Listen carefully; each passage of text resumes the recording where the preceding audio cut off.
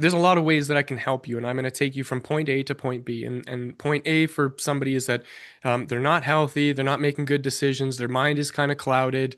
That's affecting how they're showing up in their life, and then that's affecting their finances. And so, okay, if we want to help them get better, then what's the outcome? So they have clear thoughts, they're eating healthy, they're exercising, and now they're doing something with their money that's going to make sense. So that's point A and that's point B. How are you going to get them there? If you break this down into, let's say, three phases. Phase one, this is the foundational work that somebody has to do to get what they want. Mm. Then we go to number two. This is the execution. Now we take that kind of idea and we put it in play in real life. Okay, cool. Then we move to phase three. And phase three is where we start to get really deep on some of the concepts and ideas and optimize it now, because it's not always going to be perfect right out of the gate. There's going to be things that you got to fix along the way. Now, for each one of those phases, there's going to be three steps. So, phase one, foundation. We're going to do this. We're going to get a clear mind. We're going to do this. We're going to get a healthy body. We're going to do this. We're going to feel strong. Cool. Let's move to the next thing. Now we got three steps there.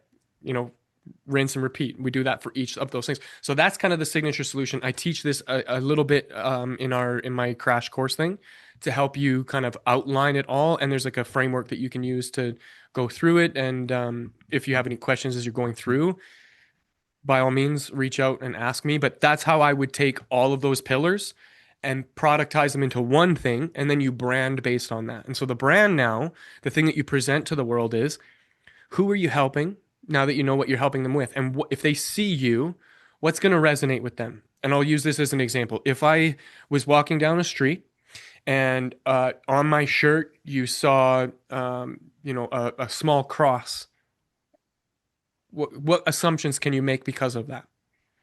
Versus if I was walking down the street and I had like a leather vest on and I had some longer hair and a big beard and maybe some chains hanging off of my pants, what assumptions could you make based on that? Now, here's what's interesting about it. Both people had to buy something, right? And so what people buy and what they interact with and what they use Mm. is a representation of their personality, not you. Mhm.